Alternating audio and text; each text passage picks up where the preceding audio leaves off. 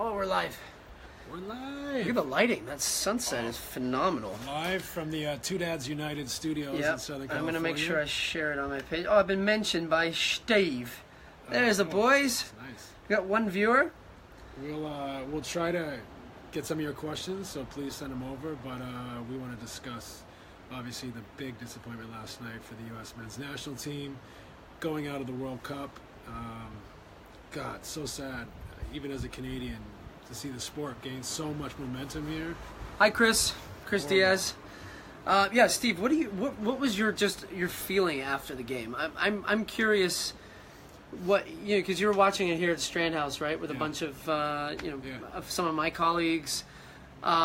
Being Canadian, I know you're still very vested in the U.S. soccer process, knowing a bunch of different guys that play on the team and involved in the team. What was your assessment after the game? I mean, there's so many. I think part of it is I just realized it just wasn't meant to be, and I feel like that's right. I feel like it just wasn't meant to be. Now, when you look at it in a bigger picture, why and what can be done about it? I think that's my takeaway, is that it's time for a reboot.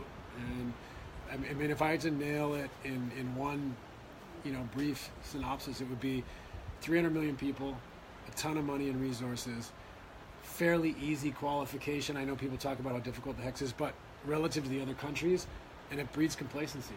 Yeah. And I think that, whether it's from the pay-to-play model or whether it's from NCAA soccer or all the things that need to be overcome for us to develop players in this country, it all added up to one big failure and allowed us to... But the other side is, too, this team was still good enough to qualify for the World Cup, and they're still better.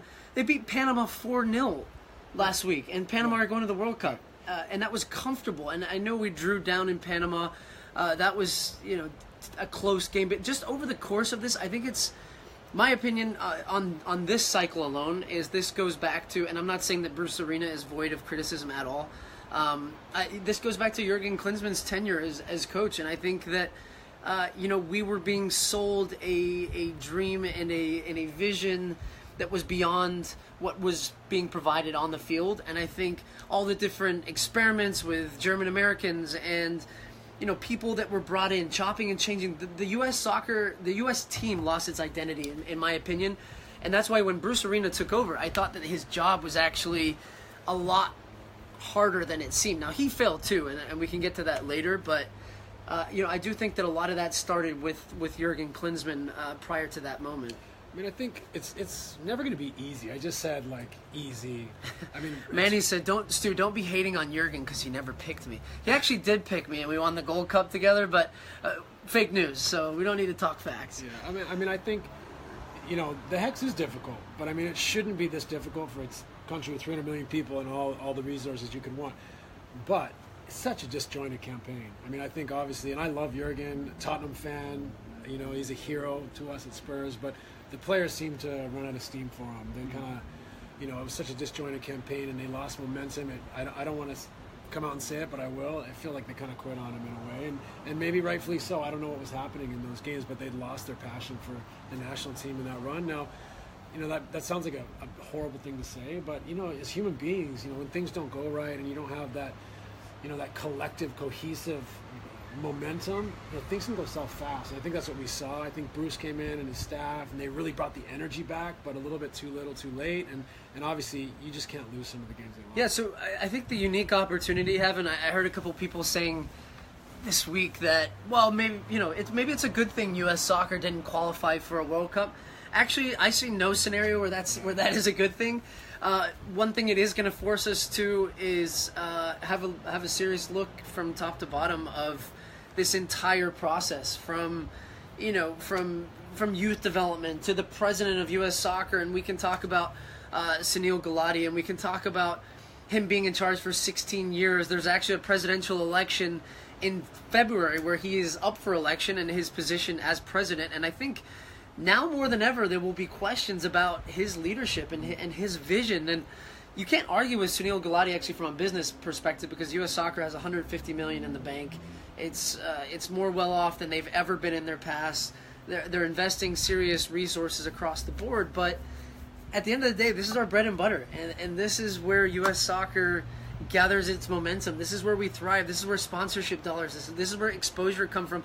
This is where I ultimately see you grow the game. I don't think you can grow the game in this country without having a successful national team, just based on national pride and how much people really thrive on that, being American. I mean, you're right. There is no positive scenario unless in 10 years we're looking back like the Germans did and say, wow, what a leap we made.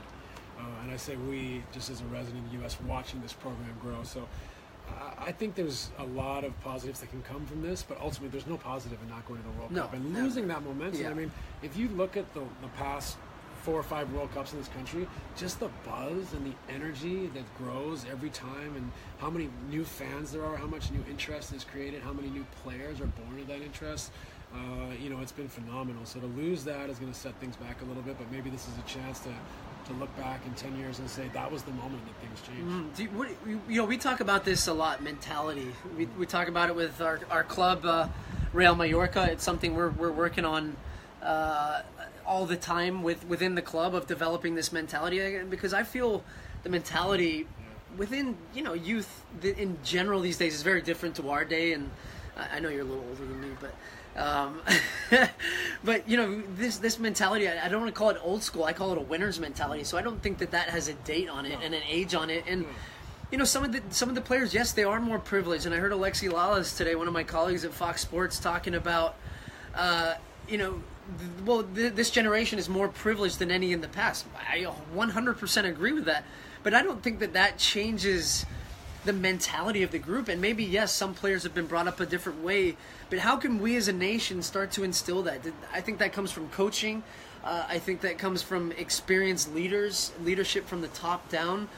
And that's not an overnight fix. And that's where I start to see some some cracks in the wall, And there was winners in the side. Oh, yeah. I know there absolutely is, yeah. Clint Dempsey, Michael Bradley, I mean, these guys are winners and fighters, and you could go on. They've all, for the most part, been winners, or at least have the qualities. But you're right. I think that's got to be like a staple of any program, is identifying and breeding winners. Resilience, kids that have that gene where they're willing to suspend gratification and keep fighting and pounding your head against the wall for a better result. And I think, if it's Mallorca, if it's an MLS team, if it's the national team, there's got to be an identification and system that can allow those types of winners and their personalities to breed, become leaders, and lead to the next generation of personalities. So I'm seeing a lot of questions on here kind of coming in, a lot of your comments. Jen is saying, get rid of pay-to-play and invest in our youth. Build a team around Pulisic and Sargent. What up, Nash? Steve Nash is a passing GOAT. What up? So pay-to-play is an interesting one. You're a father of 4. You have 2 girls that have been playing. Well, actually, Mateo played youth soccer too. But don't get me started on youth sports today.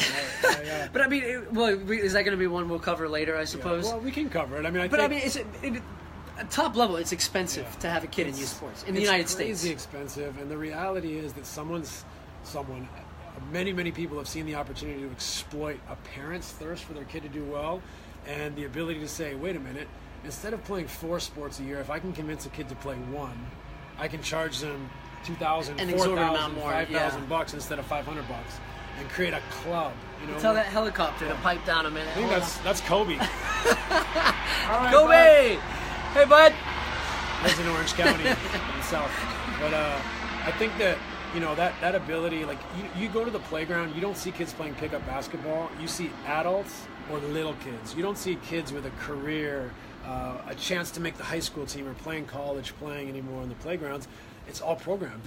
You might see one with a strength and conditioning coach. You might see one with a skill coach. But all their time is programmed. And we know that in most of the soccer playing and in the basketball communities in our country, the game's usually born out of people playing on the street, being intuitive and creative and problem solving, because they're playing unstructured games with their friends. Those days maybe are gone. So what do we do about it? And one of the things is the pay-to-play model is allowing as many kids as possible to play for free, as many lower income kids who maybe are a little more hungry to play for free. But I think there's another way too to maybe create a hybrid system where there's a bigger catchment for high performance kids. There's a way to identify and create some sort of level or league or system or academy in general across the country for high performance kids, which would take investment, but won't necessarily ask the whole system to crash. Because I think it is easy when people like Jen, and I do agree with you in some respect. I would love to get rid of pay to play. The reality is it's not as easy as just saying that, right? I mean, I started running some soccer camps with Landon Donovan and Brian Ching, and we wanted to keep the price really low. We wanted to make it very inclusive. We found that almost impossible to do without losing money on putting the event on. And we weren't trying to make money off the event, but you're renting fields. You're having to pay for airfare. You have to pay for lodging. You're having to pay for, snacks for the kids. Insurance for the fields was ridiculous. All this stuff was encompassed. And so if you just wipe out pay to play, somebody's taking that money. Somebody's taking that loss. And I know U.S. Soccer have $150 million to go around, but that, if you wiped out pay to play, that's gone almost straight away. So who is taking that on? And we actually saw an interesting case in Mallorca with Rafa Nadal and having a tennis academy and trying to give back to the island, but then that also at the same time. Who knows what his model is? Yeah, who knows what his. And I think he's got heavy sponsorship funding. Yeah. So there's no easy answer. But I think now is a time where people are going to look seriously at revamping, and I wonder. I know you're involved with the national team program. How set in stone is that structure? What is there's a board, I'm assuming, and how are they going to vet obviously Sunil's tenure and a new candidate? Because if not Sunil, then who? Yeah, well, that's the big question. I mean, we were presented last week on Friday by the two other candidates that are currently running against Sunil Gulati for the February election, and I look at that and Sunil Gulati has been in the position for 16 years, but there's a reason he's in there, and I'm not saying that I'm not certainly all in on Sunil Gulati. I think there should be an inquest. I think there should be an evaluation of his position as well.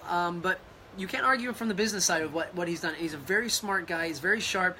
And most importantly, I think right now, because we're in the middle of a bid for the World Cup in 2026, he is the most connected guy on that group. I remember watching the last round of bidding, and Sunil Gulati is working the room, and he's so well connected in these. It was the FIFA presidential election, and he carries a lot of weight. So I think U.S. Soccer would be foolish right now, in general, and we would as a nation to move away from that. And I do think I get the sense in talking to Sunil that he wants that to be on his legacy. He wants to bring the World Cup back here, and I think he would quite happily then bring the next guy in. But look, I'm all for it. If you find me the right guy, let's hear him. Because I think we should be asking those questions. But let me ask you this: do you think and I've said it at the start of this episode here, 300 million people, 100 million, 150 million in the bank, qualifying pretty much every time now for the World Cup. Do you think it breeds a little complacency, especially in athlete development? Do you think it's like, there's so many things to tackle when it comes to athlete development because the sport is still a baby in this country. At the same time, is there a bit of complacency, and does there need to be a big overhaul? I said this. I was talking to one of the. We're doing an interview for the MLS game we have this weekend. I was talking to Tyler Adams. He's one of the brightest prospects we have in the country right now. He's playing at the Red Bulls, and I said, does this make you either see an opportunity, and it absolutely should, as far as breeding the next group, but does this now start to make you think mentally of U.S. Soccer it has almost been an automatic for 32 years, and yes, there's been nervy moments, but we've always qualified for the World Cup. Did now we look at CONCACAF and say, hey, maybe we're not the strongest team, and maybe we don't automatically qualify, and where does that mentality knock-on effect start to go? And I think now we haven't qualified for 2 Olympic cycles. A number of those players will be involved in the national team.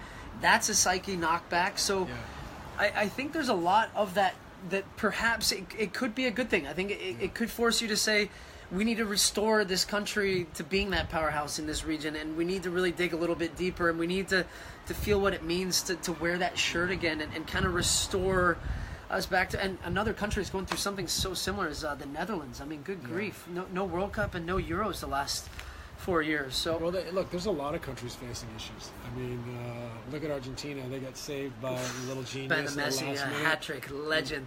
My family, your family is English, and what a struggle that's been for a huge footballing nation. So, the U.S. isn't alone. I mean, obviously, relegation. Here we could talk about Canada, which has been. I mean, we have a lot of comments coming in here. Yeah. Who's the next national team coach? Where does MLS fit? I'm actually interested because you're a part owner of the Vancouver Whitecaps up in Canada, which now does have 3 academies, which they've never had before, right? In Montreal, in Toronto and in Vancouver. Where do you think they fit? I heard a number of people criticizing players like Clint Dempsey, Josie Altidore, or Michael Bradley coming back, saying their levels have dropped being in MLS. For some of the domestic talent not going to play overseas. Then you look at a guy like Pulisic who's doing so well. So, where do you think MLS kind of fits in that whole landscape? Ooh, mood lighting.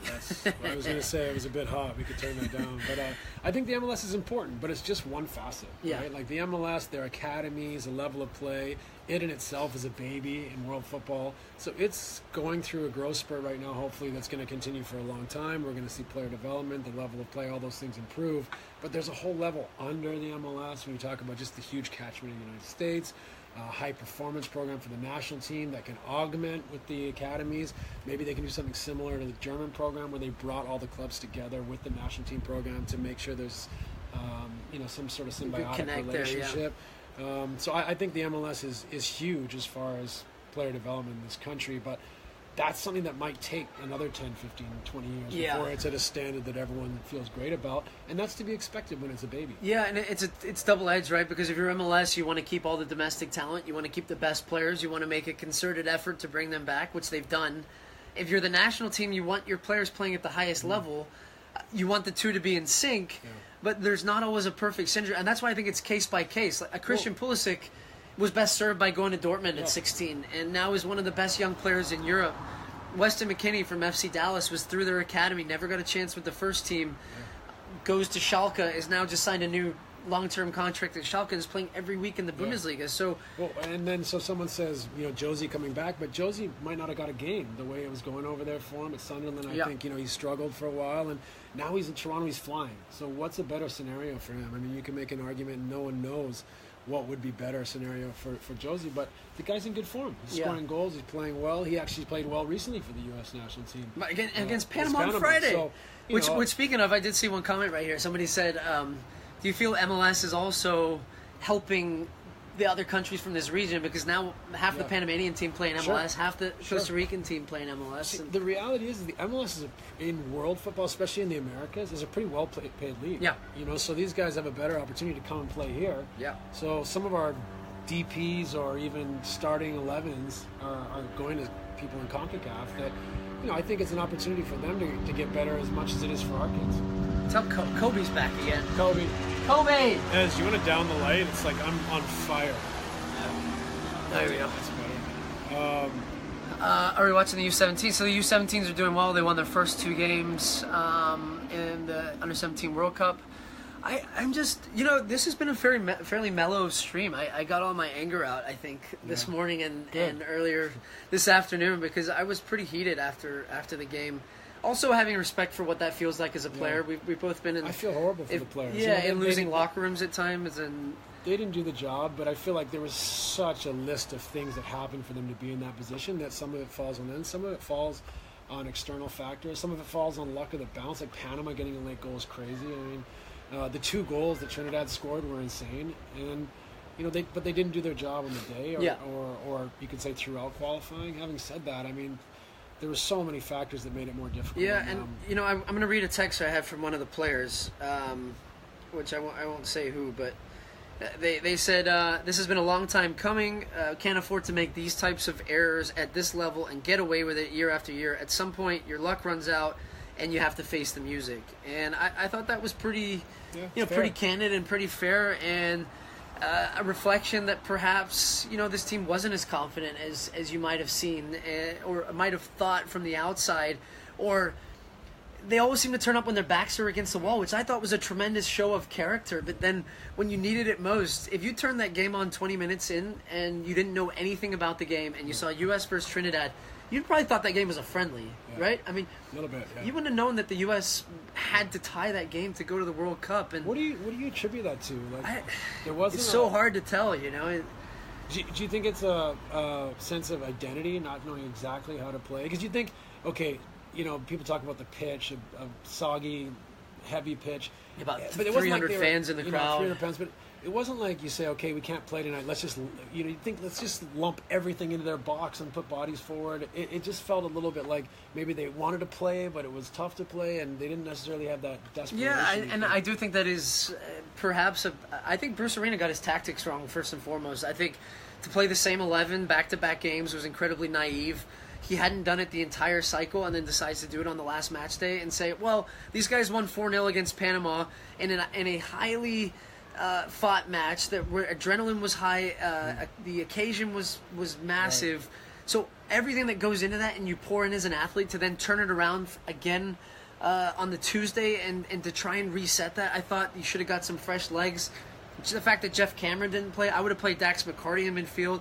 I would have started Clint Dempsey. Very easy to say in hindsight. I completely realized. But the formation I would have played would have been much more defensive and just solidified of this is our structure. We're not going to get beat today. I don't care no matter what. We're going to the World Cup at 0-0. Yeah. So start there. I mean, God, it's such a tricky thing, though. You score 4 goals, you get a little bit seduced by we're going to pump these guys. Let's score 2 and take the pressure off instead of absorbing pressure. And these guys being Trinidad, who were completely out of it, right? Had lost 6 straight qualifiers before that game. You never expect the first goal, an own goal with a crazy, carom kind of off Omar into the top corner. But I mean, that's football, and I think sometimes you like the player said, you ask for your luck, and it's been a long time coming. Yeah, and someone's asking, Stu, do you think it was a mistake not to bring in Fabian Johnson and Timmy Chandler? Yeah, I mean, is it a mistake now? Yeah, but I think Bruce Arena went with a group that he trusted and thought would get the job done. And Fabian Johnson had missed a couple games. He'd missed some minutes. Jeff Cameron was obviously injured leading into the game, but played a game before. Bruce Arena went with his gut. He didn't put a team out there that he thought was going to lose. I just think he was very naive in how he approached the game. So I criticize him for that. I don't criticize him on the roster. Nobody had a problem when the roster was initially announced. So I agree with that. It would be easy to say now, well, yeah, you should have brought in Dom Dwyer. He'd have scored a hat trick. You know. I agree. I think it's hard sometimes for fans to think, like, oh, you could have brought this player and that player in. I don't think the U.S. were going to win that game no matter what. The mentality, the momentum, on the night, it was a funky night. Those things happen in sports, and I think it's almost more the ending of a long run of riding their luck, so to speak. So I think it's tough sometimes for the fans. You can nitpick on every decision, but the reality is they rode their luck a long time. Yeah. So some people are saying, why hasn't Bruce Arena resigned yet? And then, if you're head of U.S. Soccer right now, and they have 2 friendlies potentially in November.